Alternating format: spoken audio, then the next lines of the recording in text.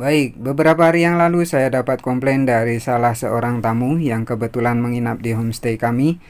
Dia bilang airconnya atau AC-nya tidak dingin. Setelah kami cek, ternyata bukan airconnya yang bermasalah, namun settingan pada airconnya yang kurang tepat. Teman-teman sekalian, kesalahan dalam proses setting sebuah aircon setidaknya menyebabkan dua hal. Yang pertama, aircon akan lama dingin atau bahkan tidak dingin sama sekali.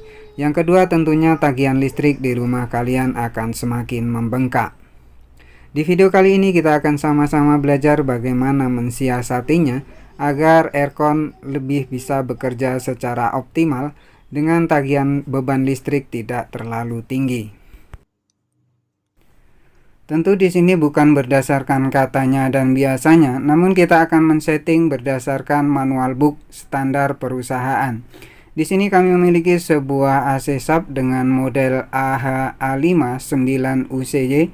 Buat teman-teman yang tidak tahu model AC-nya atau modelnya juga sub, teman-teman bisa melihat model remote yang seperti ini. Karena ada beberapa jenis model AC sub yang memiliki settingan yang sama dengan remote AC yang seperti ini. Buat teman-teman yang memiliki AC dengan model yang berbeda atau brand lain, teman-teman bisa menyimak dengan melihat kode-kode atau simbol AC. Biasanya untuk kode dan simbol AC itu kurang lebih sama.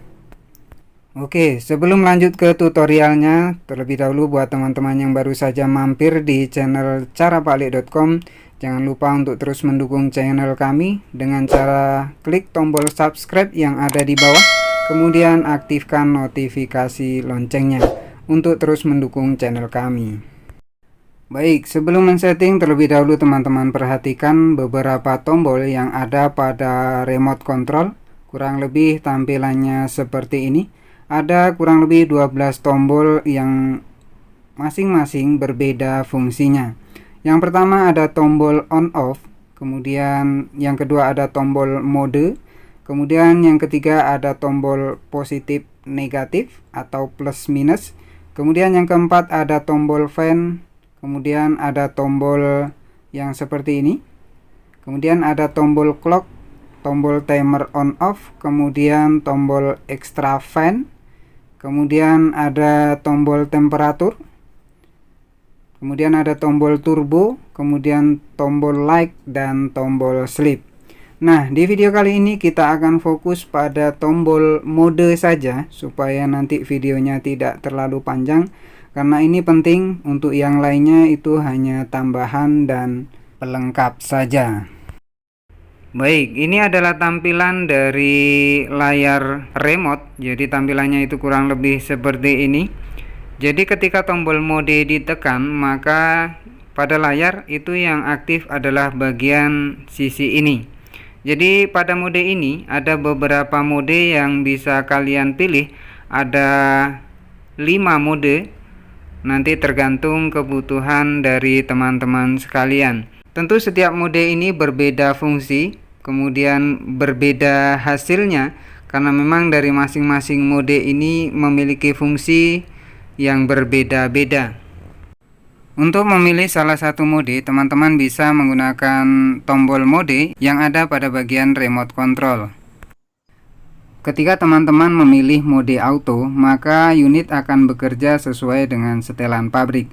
Pada bagian ini teman-teman tidak bisa mengatur suhu, namun teman-teman bisa mengatur kecepatan dari kipas blower. Untuk ikonnya, logonya itu seperti ini ya.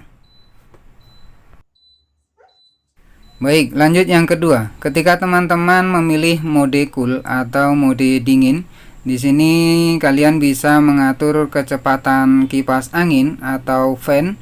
Di sini juga bebas untuk mengatur temperatur, bisa sangat dingin, biasa saja sesuai suhu ruangan, atau agak panas sedikit. Di sini teman-teman juga bisa bebas menambahkan extra fan, kemudian mengaktifkan blower, kemudian juga mengatur sudut dari hembusan blower. Untuk ikonnya atau logonya itu seperti ini, seperti kristal ya. Oke, kita lanjut ke mode dry. Pada mode ini unit akan bekerja dengan kecepatan sangat rendah, sehingga pada mode ini teman-teman tidak bisa mengatur kecepatan kipas. Namun untuk suhu itu masih bisa kita setting.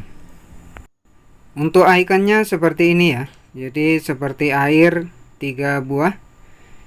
Ini adalah icon dari mode dry.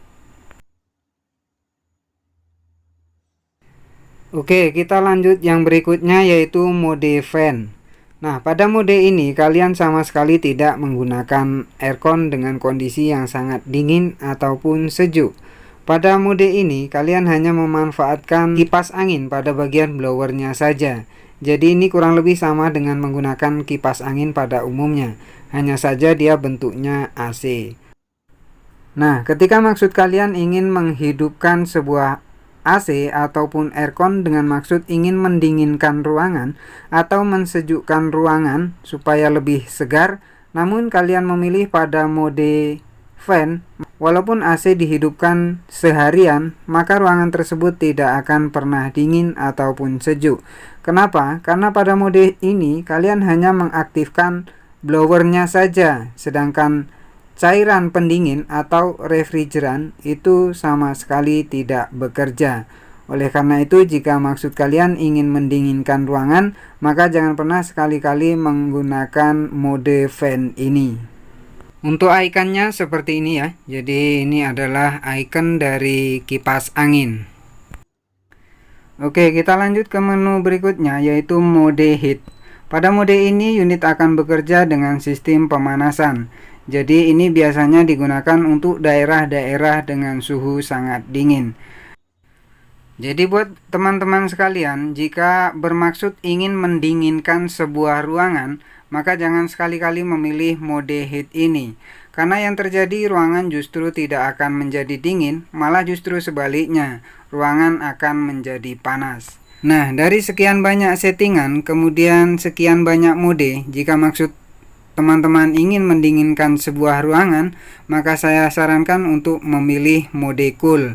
Karena pada mode ini, aircon akan bekerja secara optimal mendinginkan sebuah ruangan.